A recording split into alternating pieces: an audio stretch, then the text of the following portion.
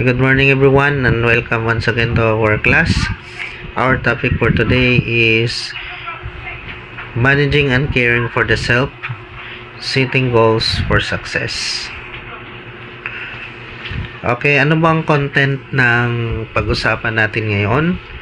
Of course, merong introduction, the meaning of goal setting, importance of goal setting, SWOT analysis, and conclusion. So here in setting goals for success, ang pag-usapan talaga natin dito ay yung goal setting. Gaano ba ka-importante ang goal setting? Lalong-lalo na sa atin sa pagiging estudyante. Okay, ano ba ang goals mo? Ano ba yung gusto mo makamit? Not only at the end of the SEM, but yung after na in your career, but you know, goal setting is in a process. Okay, proseso siya, so kailangan titingnan natin, at I'm sure makakatulong ito para sa atin, lalo na sa pagiging estudyante, kung paano tayo maging successful. Okay, ito yung dapat nating matutunan at the end of the class. We should be able to reconstruct one's goal, which will lead one to better life. Okay, then we assess the effect of one's goal to oneself, family, and in the society. And then we have to identify hindrances to the successful attainment of goal and how this can be overcome. So ito lang yung tatlong objectives, so learning outcomes na dapat nating matutunan at the end of the class.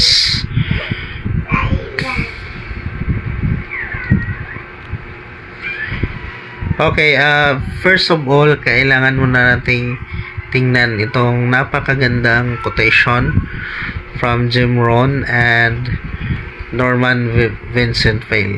Okay, sabi dito, if you don't design your own life plan, chances are you'll fall into someone else's plan. And guess what? They have planned for you. Not much. Okay?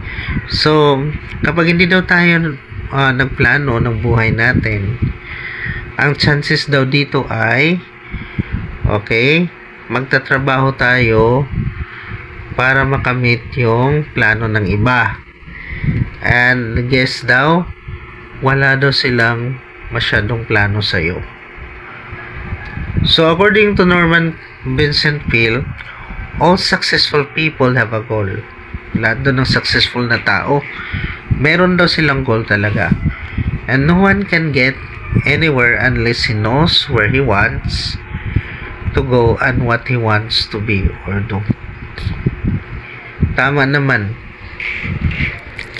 Although merong mga successful, even they have no plans and goals, alam niyo, napaka-importante sa isang tao na magkaroon ka talaga ng goal sa buhay. Kasi alam mo kung saan ka pupunta anong patutunguhan mo and you will not waste your time actually. Kasi meron ka at alam mo, clear sa'yo kung ano yung patutunguhan mo.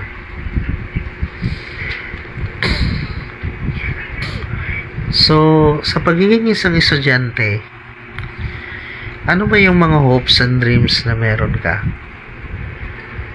What do you hope to accomplish? What do you aspire to be? And what motivates you to study? Siguro mas magandang itanong natin ito sa ating mga sarili.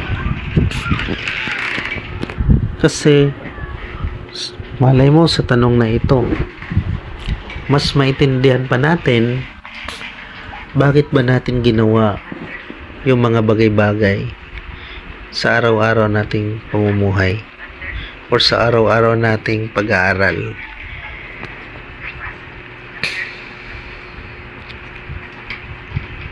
Okay,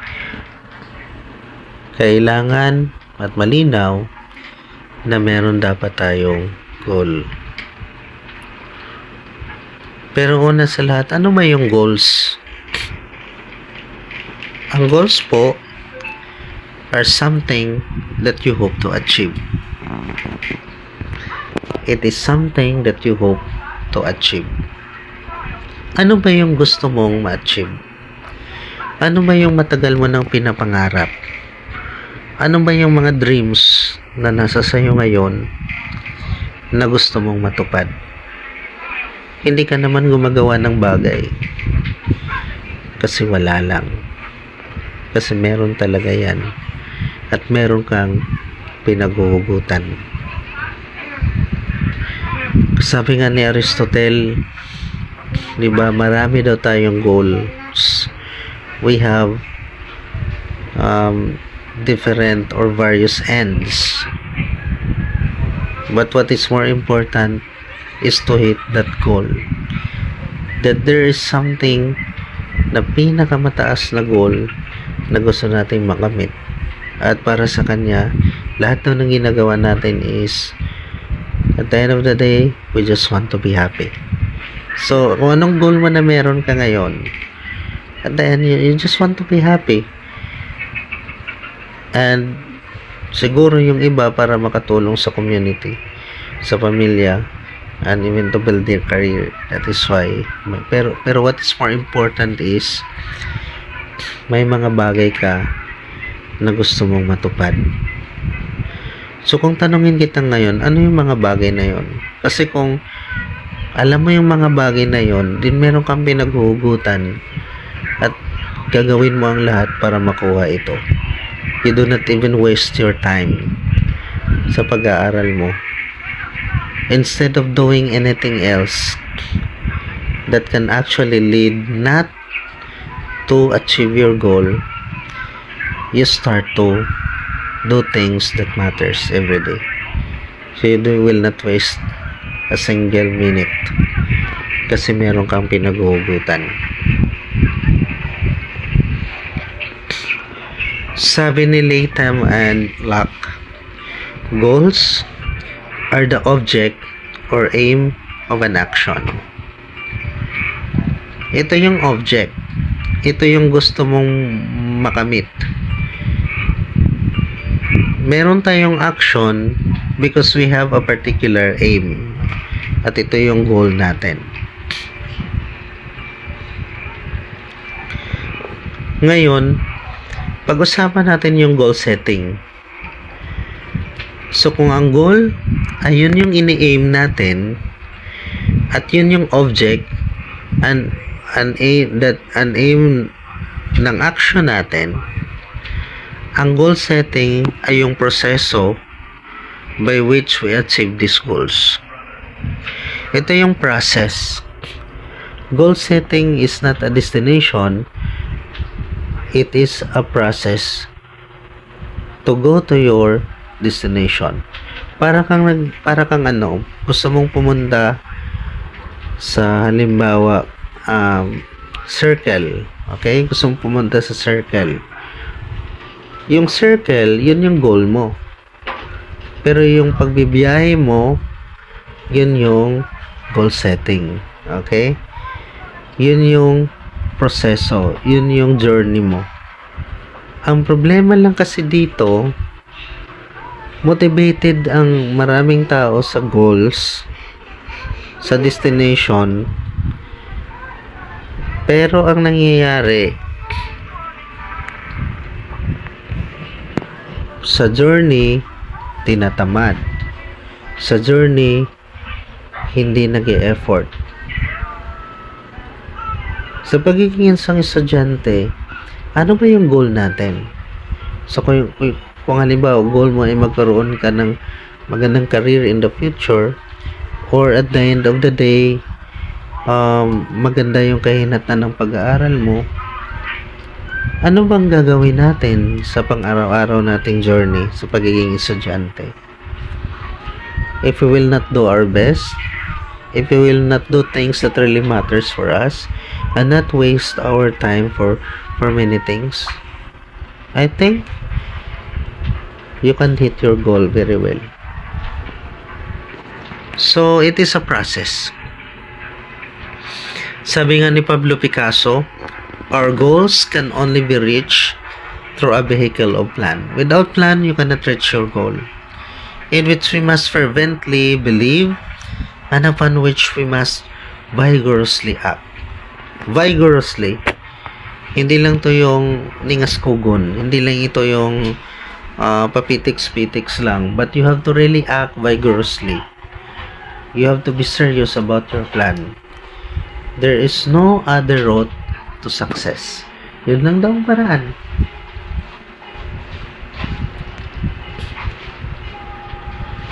So according to Locke, every person's life depends on the process of choosing goals to pursue.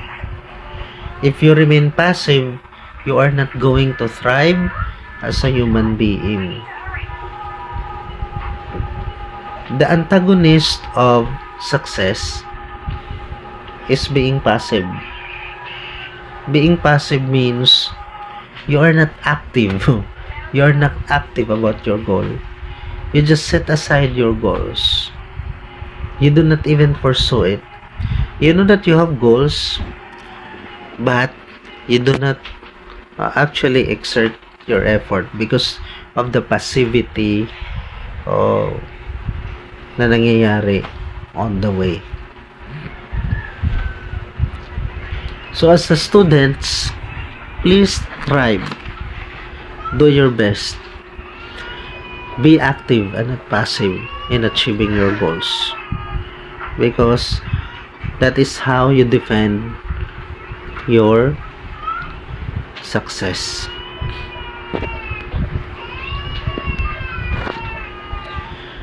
So si Locke, meron siyang 5 principles of goal setting, okay? And the first one, and this is according to positivepsychology.com. And the first principle, according to him, is commitment. You have to be attached or to have attachment to your goal. Without commitment, okay, there is no success. And the only thing that you can be successful is to be committed to a particular cause. Commitment actually means you really care about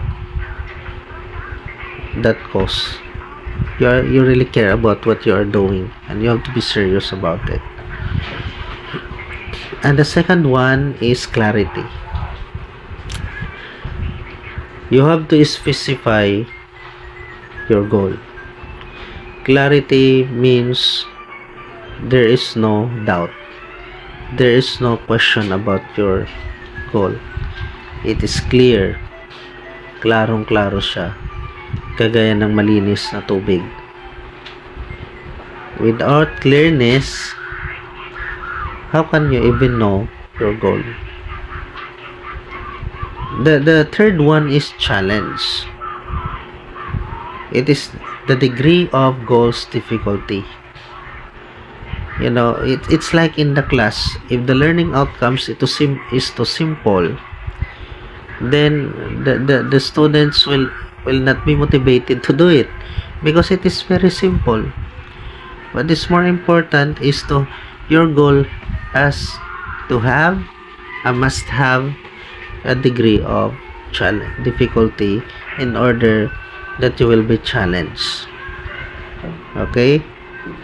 So, hindi naman ito it is not about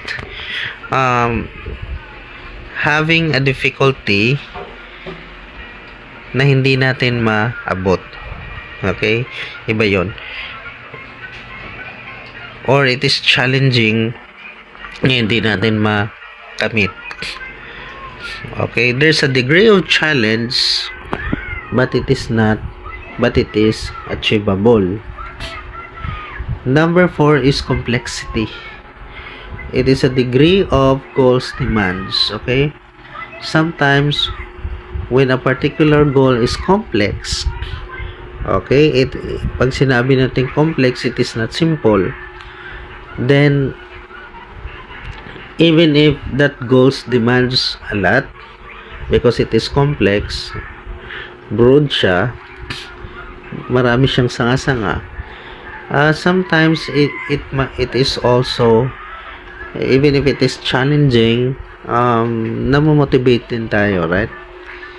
And then the fourth one is feedback. It is a presence of progress reporting. Once in a while, it is important to sit and ask, feedback from others, from the people surround you, or even yourself. You have to evaluate kung maganda ba yung proseso na ginagawa mo. Kasi kung merong dapat room for improvement, then you have to do it.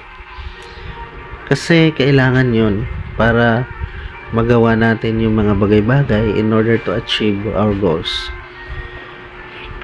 So, ito yung mga principles na dapat nating isalang-alang for goal setting.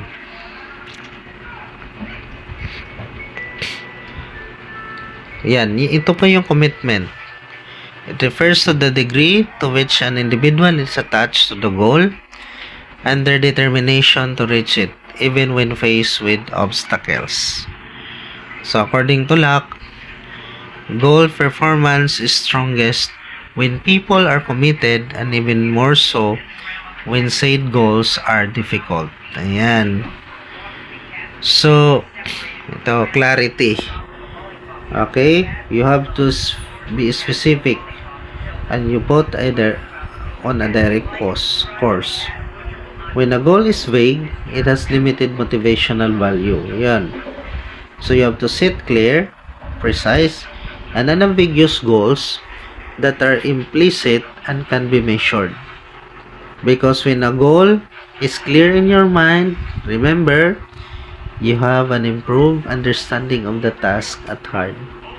Ayan. You know exactly what is required, and the resulting success is a further source of motivation. When it comes to challenge, goals must be challenging yet attainable. Challenging man siya, pero attainable siya.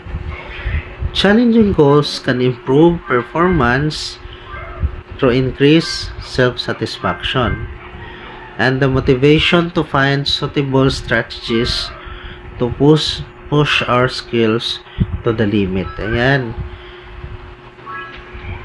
Kasi we are motivated by achievement and the anticipation of achievement. If we know a goal is challenging yet believe it is within our abilities to accomplish, sabi dito, we are more likely to be motivated to complete the task. Okay?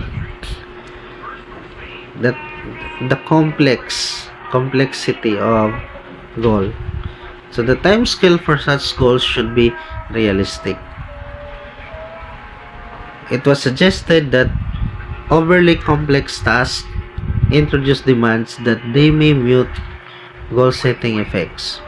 Overly complex goals that lie out of our skill level may become overwhelming and negatively impact morale, productivity, and motivation. So, when we allow sufficient time to work toward a goal, it allows us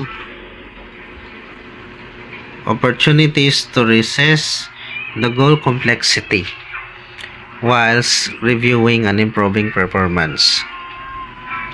Feedback in goal setting is more effective in the presence of immediate feedback. Feedback, including internal feedback, it actually helps to determine yung degree to which a goal is being met and how you are progressing. Kasi if there is no feedback, then how can you know the progress and even the room for improvement? Okay, ano ba yung dapat natin gawin at hindi na natin dapat gawin? Okay, these are also golden rule in goal setting. Ito yung golden rule ng goal setting. Okay, ang acronym po dito is SMART. Your goals must be specific dapat. Okay? You should have a specific target in your mind. M stands for measurable. You can be able to track your progress and reevaluate along the way. Attainable or achievable. You have to set realistic goals that are challenging but achievable. R is relevant. You have to ensure the goal serves a relevant purpose. Okay? Dapat ito ay importante. Then, T is time-bound. You have to specify a deadline. You have to monitor progress and reevaluate. A goal without deadline or timeline will not be able to accomplish. Okay? Ang goal na walang timeline ay baka hindi matapos. Kaya dapat time-bound ito. Meron ka dapat deadline.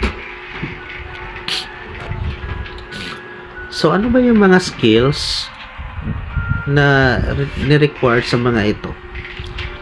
Of course, number 1 is planning. You have to plan. You must have also what we call self-motivation. Time management is very important, especially now that of the complexity of social media and distractions. Kailangan natin ng time management. I-manage natin yung time. We have to be flexible. Okay? Dapat para tayong goma na it is flexible. Kasi may mga pagdadaanan tayong mahirap. Self-regulation. You have to regulate yourself. Commitment and focus. And there are different areas related to goal setting. So these are the 8 interesting facts on goal setting. O, sinabi dito, setting goals and reflecting upon them improves academic success. So, di ba? When you set your goals and you reflect about them, that it will lead, it can improve our academic endeavors. Pag-aaral natin. Goals are good for motivation and vice versa. Kapag may goal ka, motivated ka, diba? Kaysa wala kang goal. Goal setting is associated with achieving the optimal conditions for flow state. An optimistic approach to goal setting can aid success. Ayan. Goals that are both specific and difficult lead to overall improved performance. Okay? And people with high efficacy are more likely to set challenging goals and commit to them. Social influences are strong determinant in goal choice, and goal setting is a more powerful motivator than monetary incentives ones. Okay, itong pinakahuli, napaka-importante siya at napakaganda. Okay, ang goal setting, ito yung motivator. Okay, more than monetary aid. Okay, naniniwala ba tayo doon? Okay, I think it is important to talk about SWOT analysis, right? Because in goal setting, okay, or even setting your goal, kailangan nating isaalang-alang yung iba't ibang bagay, okay? And SWOT analysis is very important in order to succeed or to be successful to whatever goals we have. Number 1, when you set your goals or along the way yung goal setting, we have to know our strengths as well. Ano ba yung strengths na meron tayo na magagamit natin na alas in order to succeed to whatever goals we have? But aside from that, para siyang coins, meron din siyang weaknesses. Ano ba yung weaknesses natin? Kasi maganda yung malaman natin yun so that we can improve, or ito yung mga bagay na dapat nating maiwasan along the way, right? Kasi kung ang gagamitin natin ay yung weaknesses natin, we will not be able to succeed. So it is important to know our strengths and weaknesses. We have also to know the threats along the way. Ano ba yung mga threats na maaaring maging balakid along the way? And then But aside from that, we also have to know the opportunities. Ano ba yung mga oportunidad na meron ngayon? Or mararanasan pa natin, along the way. And we have to grab that opportunity because opportunities will only, arrive at the exact time, right? But if we will not grab it, then we will lose them. Okay? So, but we can only actually know our strengths, weaknesses, threats, and opportunities if we reflect about ourselves, right? Ang problema kasi ngayon, we're bombarded of so many things, right? Like social media and even other things like games, kung ano man yan, and using our mobile phone. Ang problema lang nito ay wala na tayong time for ourselves to think. So that is why it is also very nice to reflect about ourselves, to ask questions.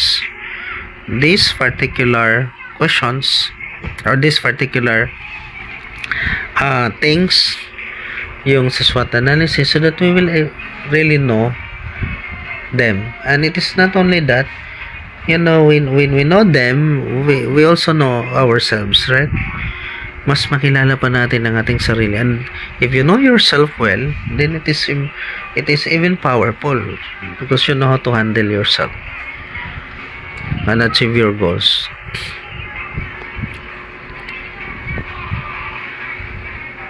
So, ito yung SWOT analysis process. Paano siya gawin?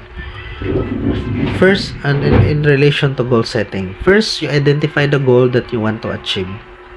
Okay, kailangan natin identify muna yung goals natin. And then number 2, you have to identify the personal strengths that will help you to achieve it. And the weaknesses that could prevent you. Ayan. Para ma-prevent natin yung failure through our weaknesses and it can help us to achieve through our strengths. Then after that, you identify interpersonal opportunities. Ano ba yung mga opportunities na meron that could enable you to achieve the goal, and also that you will be able to take advantage of when you have achieved it. Ayan. And then you identify any threats, but at the end you have to review and prioritize. You review what you did, but you have also to prioritize it. Ayan, yan yung proseso using SWOT analysis. So the last one, I think, we talk about the meaning of goal setting and goals, and at the same time yung mga principles. But it is also important na magkaroon tayo ng tinatawag na self-efficacy. Self-efficacy is believing yourself, right? Believing that you can.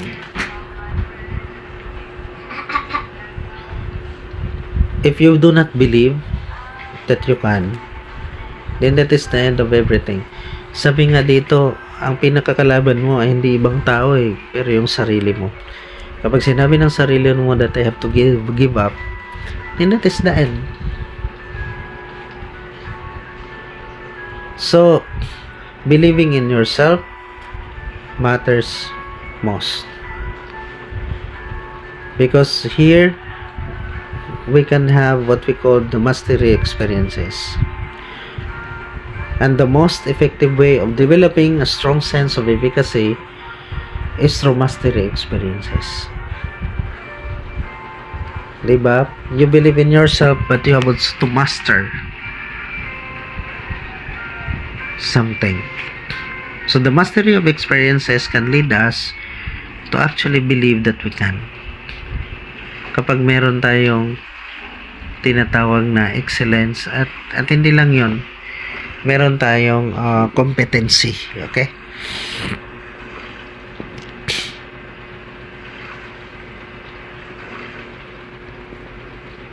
So number 1 is mastery experiences, and the other major sources of self-efficacy is social modeling, okay?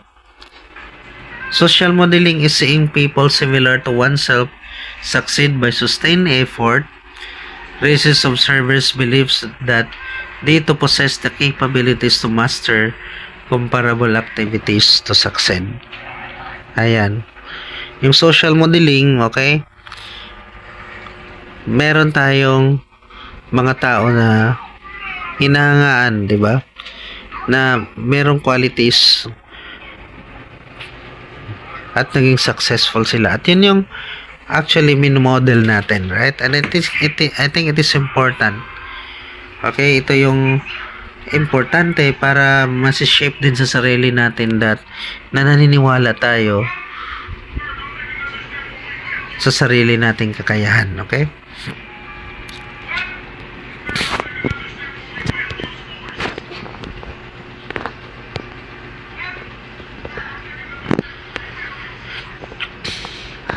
So, what is more important, class, is at the end of the day, kahit alam natin yung mga principles natin, kahit alam natin yung golden rule, kapag alam natin yung, kahit alam natin yung goals natin at saka goal setting, if you do not believe that you can, then hindi rin natin maaabot ito. Kasi dapat meron kang kumpiyansa sa sarili mo. Yun yung tinatawag na self-efficacy. Okay? Ito yung idea na sinasabi din ni Albert Bandura that, self-efficacy really matters. So, you can be able, and the first thing that you need to do is mastery of experiences, and then social modeling. We can learn from other people. We can be motivated through other people. And we can have mastery of experiences as well. As long as we believe in ourselves. Sabi nga dito, why believing yourself matters? Because if you do not believe in yourself, then how can you succeed? And who will believe in you? Anyway,